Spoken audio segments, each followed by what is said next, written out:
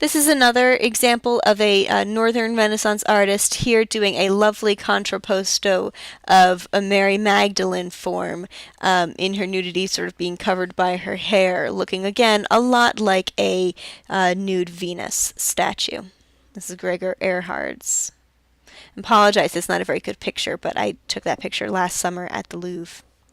Durer's Four Horsemen of the Apocalypse is a woodblock print, not an engraving, whereas the last one was a woodblock, was an engraving. This one is a woodblock, and it was done as part of a series, his Apocalypse series, which illustrated scenes from the Book of Revelations, also known as the Book of St. John, cataloging the end of the world, the apocalypse, the second coming, and the last judgment.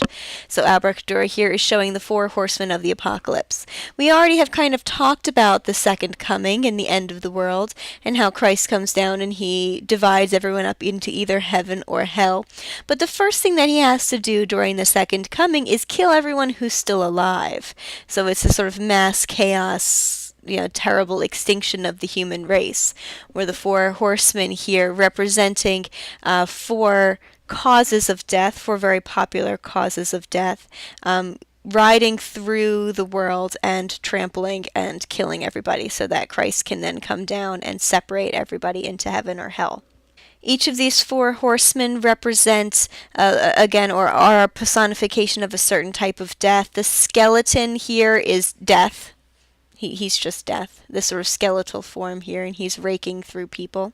The man carrying a scale in the central area here, he's supposed to be representation of famine. So people dying from famine. The man with the sword is war, and the man with the bow and arrow represents the plague. And so these four horsemen are the sign of the end of the world, and they're riding through and killing people. They're being ushered. It seems like a really hellish scene, and it is. You can tell by the people who are experiencing it that are none too happy about it. But they are being goaded on by angels and the rays of God, and moved in a diagonal composition. So the real reason behind showing you the Albrecht Dürer's Four Horsemen of the Apocalypse, besides talking about just the overall awesomeness of the composition and the technical level of skill that he's displaying, is to discuss a change that happens in Albrecht Dürer before and after the Protestant Reformation. Around 1514, an inspirational Dutch-born Erasmus of Rotterdam issues a very highly popular and widely published book of adages, also known as Adagia. So Erasmus of Rotterdam published his book of Adagia. You have Adagia there on your list. And his adagia, or adages, is a compendium of sayings, basically a list of proverbs, sayings that have hidden or sort of double meanings. He did not like the fact that the church had political and materialistic priorities. He didn't like the fact that the church was selling these indulgences in order to pay for these massive building programs in Rome and in their other sort of prominent cities that they ran. And he, as a Catholic ordained priest, tries to change it from within. And he publishes something, his adages, The Praise of Folly, and his satires, that is going to be sort of hugely popular and hugely influential in Protestant ideals, although he himself never actually breaks with the Catholic Church. Martin Luther, on the other hand, posts his 95 Theses in 1518. His 95 Theses were not lists of adages, but rather were a list of grievances or complaints that he had about the Catholic Church, things that he believed was not Christian about Catholicism. Many of the things that fell under deep scrutiny by Martin Luther were, of course, the sale of indulgences. No one really liked that. The expensive church commissions that were going up in Rome, because why should people in the Holy Roman Empire care about the rebuilding of St. Peter's Cathedral, and why should their tithing money be going towards it? And also the hugely popular cults of the saints, and the relic worship and the production of idolatrous idols and relics. This leads to Martin Luther breaking away from the church, and despite the fact that the church launched as part of their Counter-Reformation movement, they launched a huge campaign trying to get Martin Luther and kill him, basically. They never really got him. And his teachings continued to spread throughout where he was hiding up here in the Netherlands and throughout the Holy Roman Empire. And the new religion, the most popular of the Protestant religion, is named for him, Lutheranism. This is just a reminder of what happens during the Protestant Reformation and what the Protestant Reformation believed it was all about. You go from this being poked and prodded into hell by these demons that look very much like the demons that we just saw done by Albrecht Dürer, riding as one of the four horsemen of the apocalypse, to, in the Protestant side, being shown the grace of God and directed in the belief that, God's crunching all of these demons for you, so you don't really have to worry about it. That's going to be a huge difference. And it's going to cause a big difference in Albrecht Dürer's work. So this is Albrecht Dürer post 1518, post the posting of Martin Luther's 95 Theses, and we see a side of Albrecht Dürer that is not showing things like hell, it's not showing demons, it's not showing Catholic doctrine, but it's focused on a much more sort of spiritual and intimate scene that again is going to be mass produced so that it is still available to many people. But it's very straightforward, it's very simple, it's very calm, and it's very intimate. It's not this sort of glowing halo, demons swooshing in, bloody, gory Catholic stuff that's going to sort of be put in the past as far as Protestantism is concerned. The bread and wine is still present from the Eucharist, but there's a very notable large empty plate in the front, and this large empty plate is supposed to signify where the sacrificial lamb is not. So there's no sacrificial lamb here. There's none of this having the Eucharist represent the literal body and blood of Christ anymore. Although you can still see his vanishing points, and you can see his orthogonals and his linear perspective. Dürer, this was actually a self-commission by Albrecht Dürer, because at this point in his career he's really kind of made enough money, and so he publishes, or he produces these paintings of these four apostles as a gift, not out of a commission. So he's showing four of the apostles, St. John, St. Peter, St. Mark, and St. Paul. So here's John in the front, Peter holding the keys, and then St. Mark and St. Paul in the back here.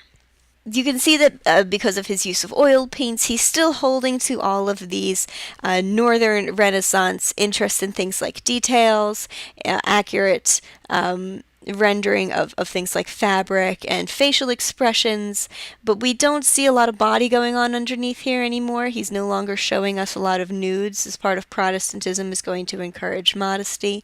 And he's also making a very big Protestant statement by putting Peter in the back behind St. John and having his head turned down. I mean, they're not going to go against Peter. Peter still was a saint and an apostle after all, but he's not their favorite anymore because Peter is very closely associated with the Catholic Church in Rome. Let's discuss a little bit what's going on in France. Hans Holbein the Younger was a very prominent Dutch painter, but he ends up fleeing the Netherlands, where he was from, and moving to England. He's fleeing from religious civil war. It was not a very smooth transition, even in the north, from Catholicism to Protestantism. In the Holy Roman Empire, the Holy Roman Emperor, Charles V, was still very stoutly Catholic, and it was only after a lot of prodding and voting that he was coerced into allowing Protestants to exist peacefully. And then actually it's kind of interesting, we're going to see in the next chapter that the Protestants turn on the Catholics and start persecuting Catholics. So at first Protestants were being persecuted, then Catholics were being prosecuted. In the meantime, the arts were not flourishing because civil war is never a really good time to be paying for large paintings. So Hans Holbein and many other artists decide to leave the area. We're also going to talk about another reason why the artists start leaving the area in just a couple of slides. Hans Holbein leaves and he moves to England, and he still keeps with him this intense northern realism. He has monumental composition and sculpturesque form. He keeps a very sort of studied, smooth picture surface that he would have learned from Jan van Eyck, and the level of detail in his work also was inspired by Jan van Eyck.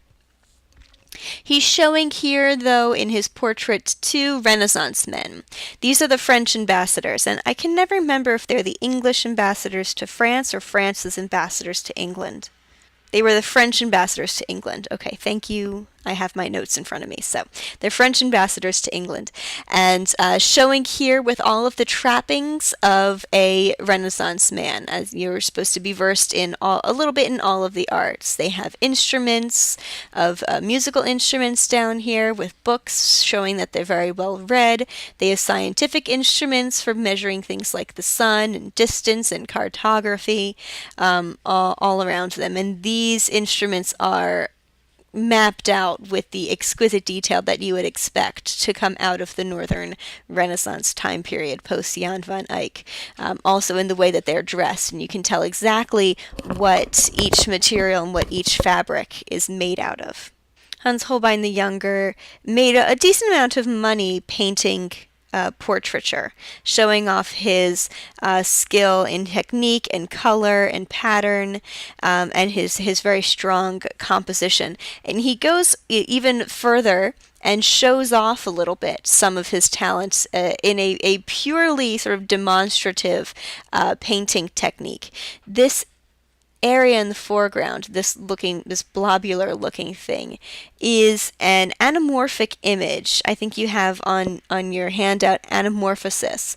And it's the process of showing an image distorted from the side so that you can only really see this image through a cylindrical mirror or by looking at the painting from the complete side, so from the actual angle. So when I teach this in class, I actually usually encourage students to get up and stand to this side of the portrait from the very front of the class. And when you do so, you see something like this. This is an anamorphic image through that cylindrical lens, or being viewed from the side angle. Really well done, and obviously, again, a really excellent display of technical skill. It's a skull.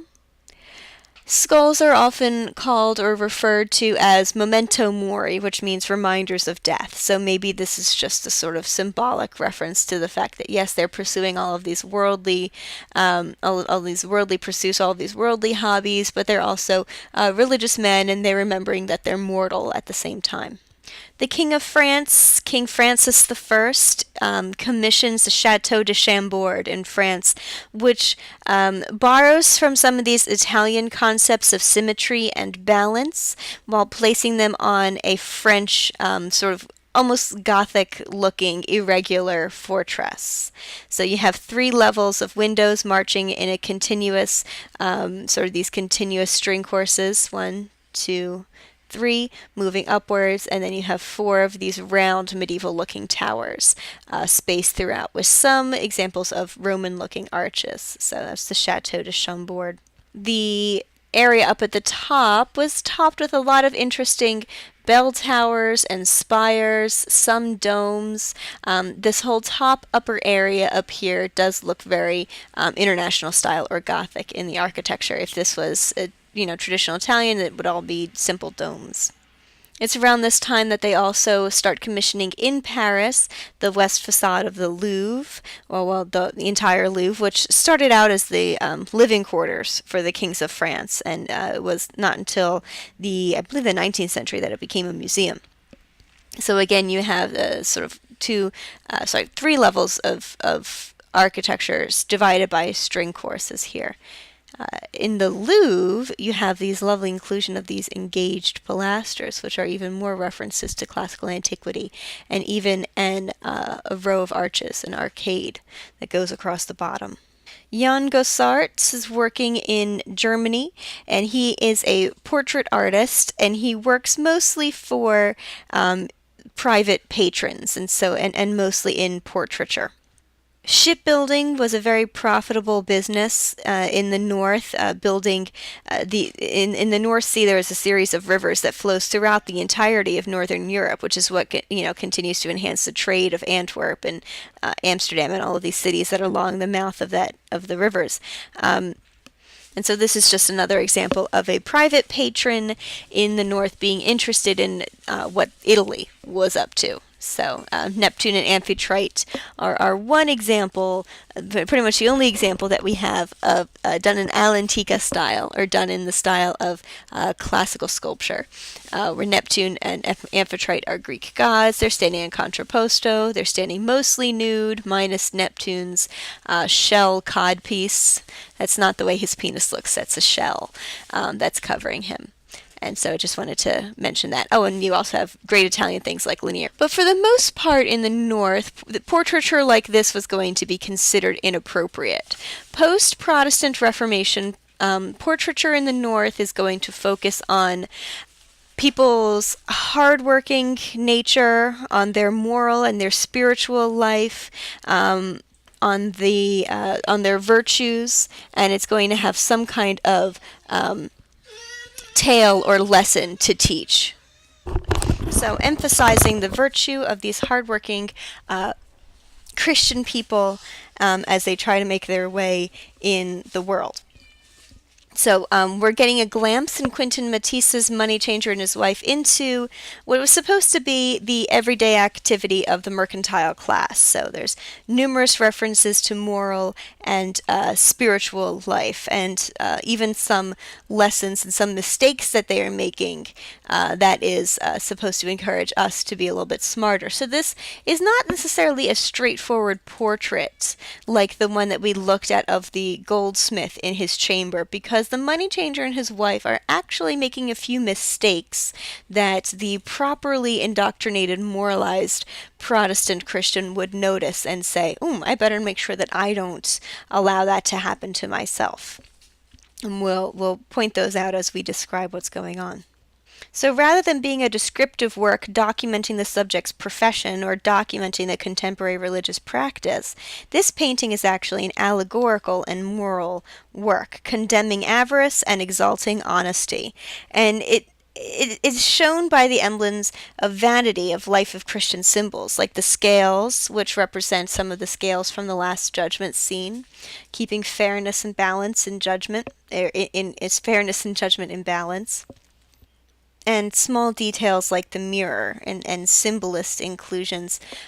So you have the scales here. You also have this apple / maybe an orange that might be a reference to either medicinal practices or original sin in the background.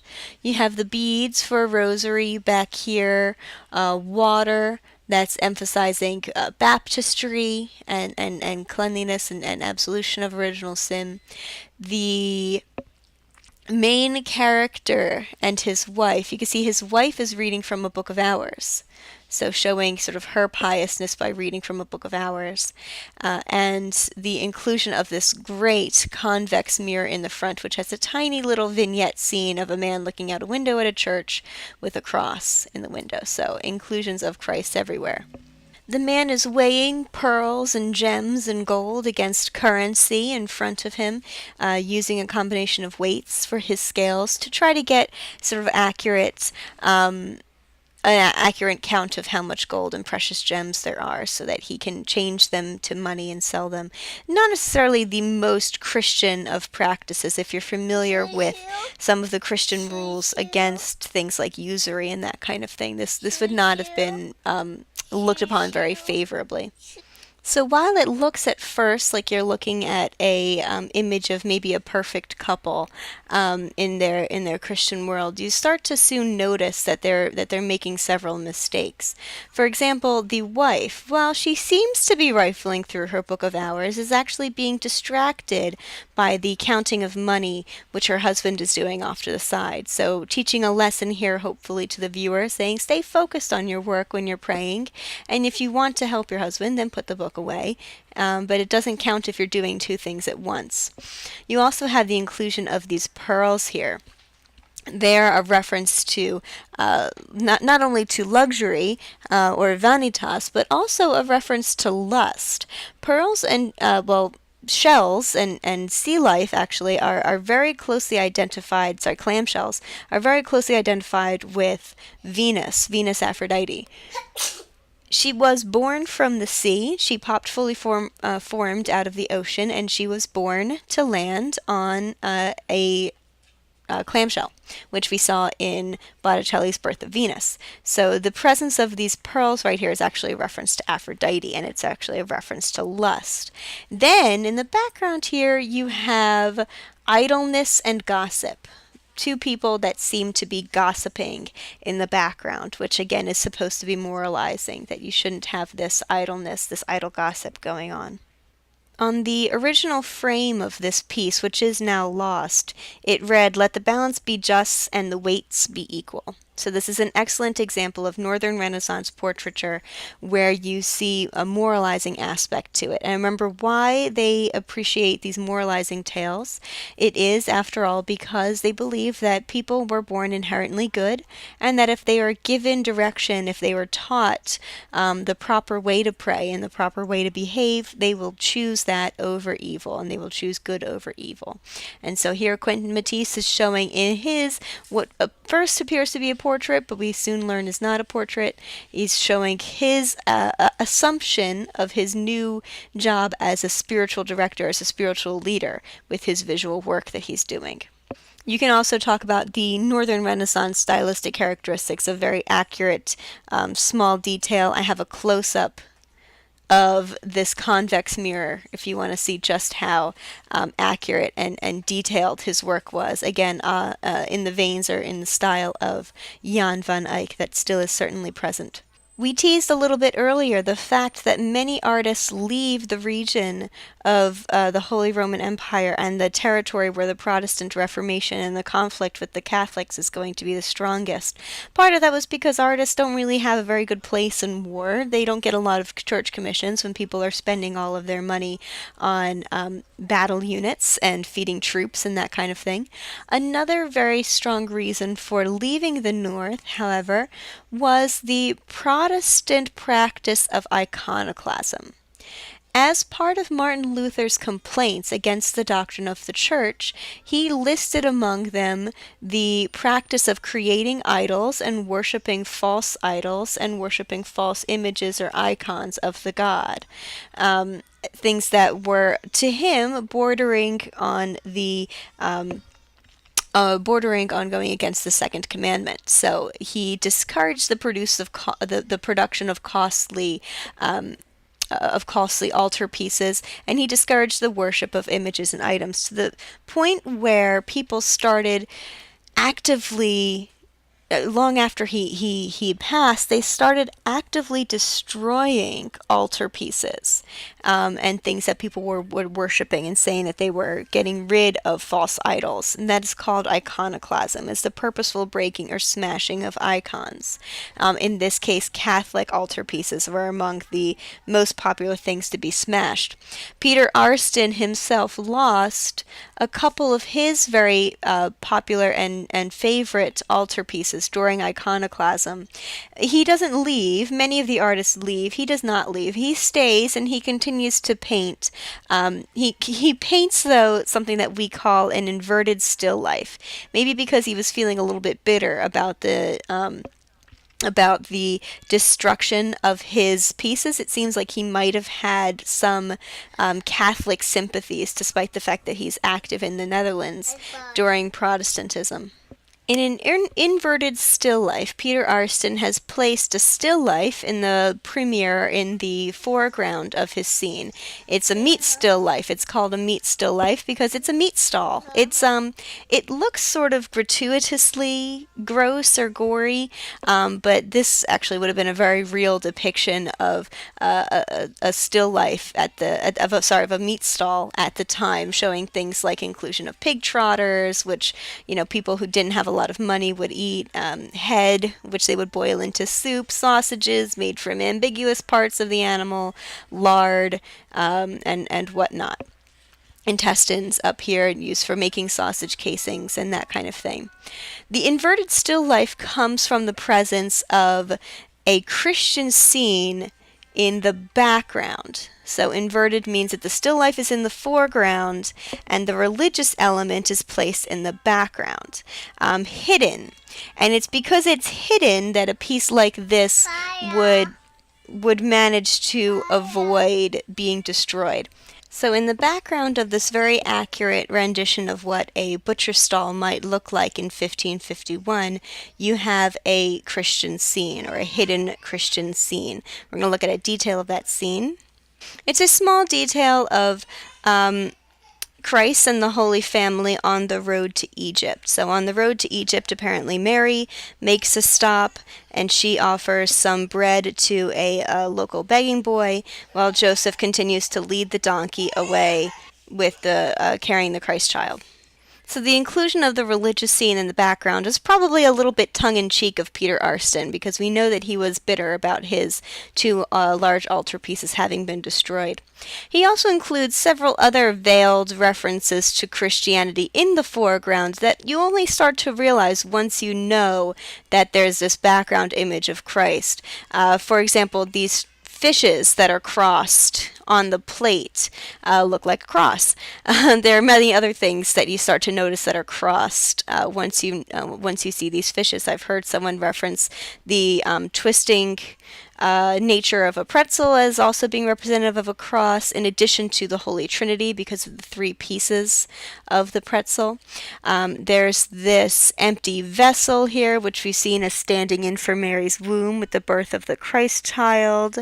There are these references to seashells in the background, which we've already seen as being representative of lust. So there's all this great symbolism that we're used to seeing in Northern Renaissance, as well as the great detail that we're used to seeing in the Northern Renaissance. And then finally, in the background here, you've got this big flayed, I'm not sure if it's a pig or a cow. It looks a little too big to be a cow.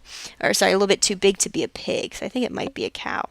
He also might be making a theological reference to contrast in the with the Christian spirit of giving in the background, and the foreground being a scene that looks kind of like a very gluttonous scene, especially with this bar scene happening in the background. So maybe that was one of his purposes as well. Catharina van Hennesen was a female portrait artist. She studied with her father, and she primarily did portraits. She uses very sober colors, but also in the tradition of the Northern Renaissance has very rich and perceptible textures, like the velvet in her sleeve. And she paints herself in her self-portrait as a painter. So you can see that she was proud of her profession, and she is painting a portrait, but not of herself, which is kind of interesting. So she paints a portrait of herself painting a portrait of someone else, probably to announce to the viewer or to advertise to the viewer what a great painter she is, that she gets such prominent commissions. Along the same lines of an inverted still life, here we have an example of a premier landscape painting. Joachim Patinier, his landscape with Saint Jerome, is another way that artists tried to get around the destruction of iconoclasm. So here Patinier is showing a scene, a religious scene, but the religious scene once again is not taking compositional dominance. The compositional dominance of the scene is a landscape. Hence the term premier landscape painting. The religious scene, which is supposed to be Saint Jerome healing a lion, happens in the small cave off to the side in the foreground. It almost looks accidental. It almost looks like you wouldn't really notice it unless you knew to look for it, minus the inclusion of this reference to Christianity with a image of Christ on the cross and a skull for the memento mori, and the skull that was on the mountain when he was crucified.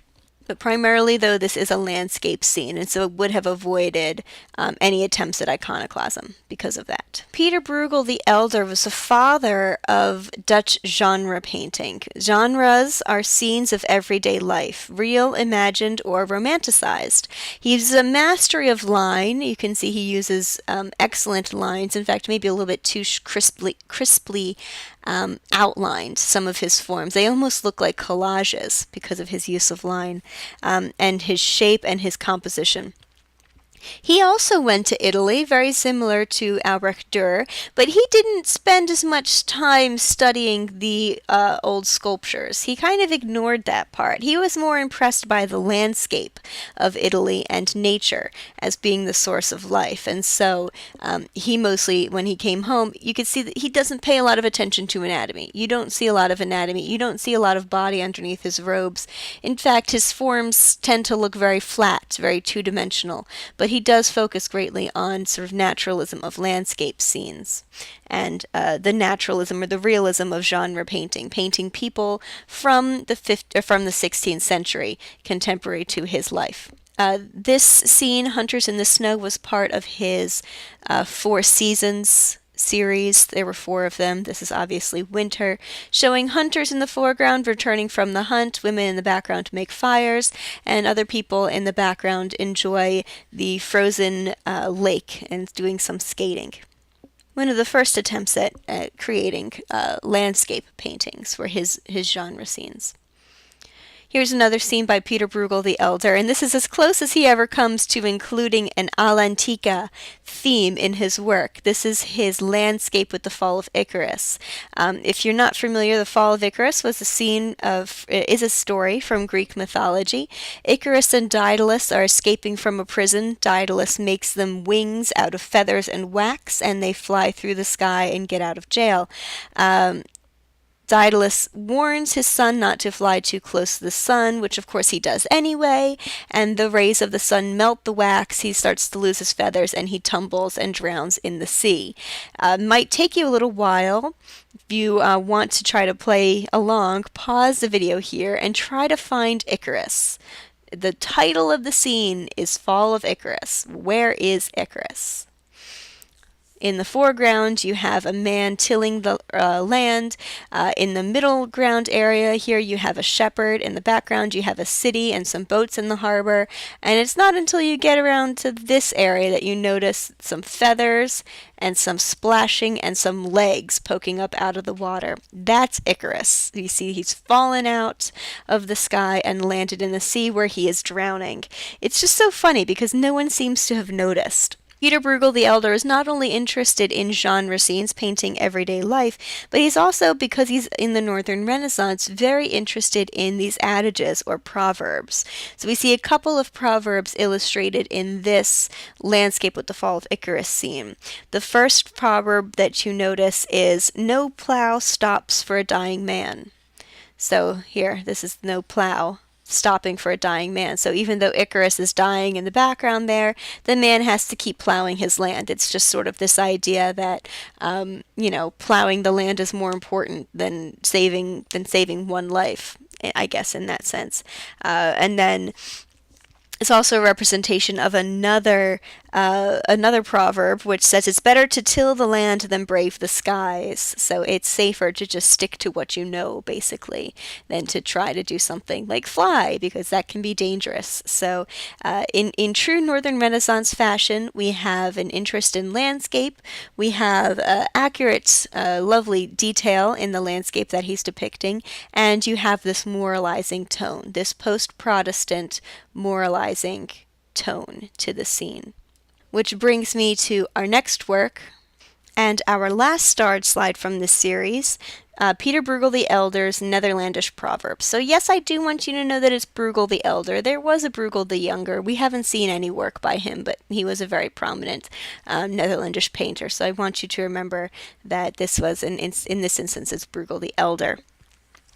What you're looking at here is an enormous scene that is, well, it's technically a genre scene showing typical Netherlandish people, contemporary Netherlandish people doing contemporary Netherlandish things. But when you look closely, you start to notice a lot of ridiculous things going on, a lot of almost crazy, almost Boschian looking things going on. But the difference between Peter Bruegel the Elder's Netherlandish Proverbs and Bosch's Garden of Earthly Delights is that Peter Bruegel here is actually illustrating things and proverbs that we can identify, whereas in Bosch, we don't really exactly know what's going on. Here in Bruegel the Elder, we can identify more than 100 different proverbs that were taken from Erasmus of Rotterdam's Adagia, emphasize things like morality, mentality, and being a good person, and fighting against folly. Folly was what leads people down the path of wrongness. Adages bring you back to the path of righteousness by pointing out that folly. So it's a massive canvas illustrating over 100 of these proverbs. It may represent a little bit of a more cynical side of Peter Bruegel the Elder. He started to become a little bit jaded with the Protestant Reformation towards the end, with the increasing harshness of the religious conflict. He was very interested in the interrelationships between humans, and he shows us here a slice of the world with emphasis on human activity and with emphasis on, again, morality, as he assumes his job as an instructor. Again, he's instructing people about right versus wrong, as is proper during the Protestant faith, to show people right versus wrong so that they can make their own decisions. You also see, of course, the Netherlandish passion for detailed and clever pictures full of symbolism. Some of these proverbs, I mean, I seriously, I could spend all day pointing them out to you. There's also a video posted under optional materials that you can watch that points out, I think does a good job pointing out almost all of them. Describing, maybe not all of them, but describing a whole lot of them. Some of them, you can see this guy is biting the column, which means that he is committing hypocrisy. He's gnawing on a pillar, or biting a column means that he's means to commit a hypocrisy. There's a man bashing his head against the wall. He's an ambitious fool, right? Ramming your head into the wall to keep doing it. This man up on the roof here is shooting one arrow after another but hits nothing, meaning that he's a representation of a short-sighted fool. In the foreground, the blue cloak here, it means that the saying was a woman pulls the cloak over her husband's eyes, meaning that she's committing adultery and he doesn't know it. Some things are kind of easy to point out. Shave your sheep, but not your pig, right? Shear your sheep, but not your pig. So realize what tasks need to be done and perform them. And then there's also another saying here in this sheep that says, shear your sheep, but don't skin them. So take what you need, but don't take too much. Another thing that they're illustrating. Some things are also kind of relatable in that they follow with our modern day conceptions. This man here is armed to the teeth. You can see he's got armor actually on his mouth, saying that he's armed to the teeth. This man is throwing flowers and pearls before swine, meaning don't waste your words on people who won't appreciate them. Oh, I like this guy. He can barely make it from one loaf of bread to the next, which in a modern saying, which we still have, means he's living from paycheck to paycheck, which I think is funny. You can't scoop up spilled porridge when something's ruined. It's ruined. You have big fish eating the little fish. I mean, these are just some examples. I could seriously go on all day. Some of the more funny ones, I guess I'll point out to you guys, is the saying that they poop in the same hole, which okay, so they didn't have indoor plumbing back then, so they would use outdoor latrines. So if you say that you pooped in the same hole as someone, it's saying that you grew up together and you used the same outhouse. So that's what's happening there. To tile your roof with tarts means that you have more money than sense because you use cakes as roof tiles. To be buried underneath the broom. In some religions, they still do this. They'll jump over a broom as part of a wedding ceremony. So if you are living underneath the broom, so you haven't jumped over it, it means that you are living in a deep relationship, but you are not married. This guy over here, he's a fool. You can tell he's a fool. He's crapping on the world, meaning someone who's just an overly negative person. Also, this is an interesting depiction of sometimes the fools get the best luck. So you don't have to. Sometimes even fools get lucky, basically. So he's winning at card games, even though he's supposed to be a fool or he's supposed to be an idiot. There are no references to Christianity in this at all. It's not a premiere landscape. It's not an inverted still life. This is pure sort of Protestant adages or proverbs. This is not supposed to be an altarpiece, although you could see it as an altarpiece of the new belief system of the goodness of people and the importance of teaching morality through art.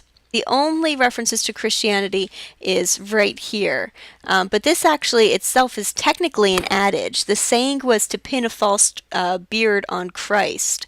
And what the adage kind of means is that you hide bad intentions underneath a false persona of Christian intentions. So you approach something and you say that you want to help someone for Christian reasons, but you actually have veiled intentions. El Greco is a fascinating Spanish artist. He's called El Greco. He's active in Spain, but he is from Greece. So in Spain, the word for the Greek is El Greco. So his name is El Greco. Spain, because they're undergoing a very Catholic counter-Reformation movement called the Spanish Inquisition, is going to produce large-scale religious counter-Reformation scenes. His burial of Count Orgaz actually would feel right at home alongside works such as the Mannerist Tintoretto or Veronese's Last Supper that we covered at the end of chapter 21. I actually had this piece originally at the end of chapter 20. I wanted to talk about it then, but your textbook puts it in chapter 22, so I had to move it. But you see this very Mannerist looking figura serpentina, elongated figures, spiraling swirled figures stacked on top of each other, mythical creatures like angels and sort of the miraculous element of an assumption, which is what you're looking at here, being emphasized. So in the upper realm, you have Christ and all of the saints blessing the burial of this most holy and venerated figure, Count Orgaz. El Greco is sort of known for also having these very spooky, sort of ghostly looking figures and having a very high contrast between light and shadow, even more so than Leonardo da Vinci. And some people have even posited that El Greco might have suffered because of his elongation of all of his body parts and the sort of blurriness of his lines. They have hypothesized that El Greco might have been short-sighted or had a very drastic astigmatism, which is very interesting. That's going to do it for chapter 22. It's a sort of a short chapter this week, and that is also going to be the end of all the material that is likely to show up on your exam.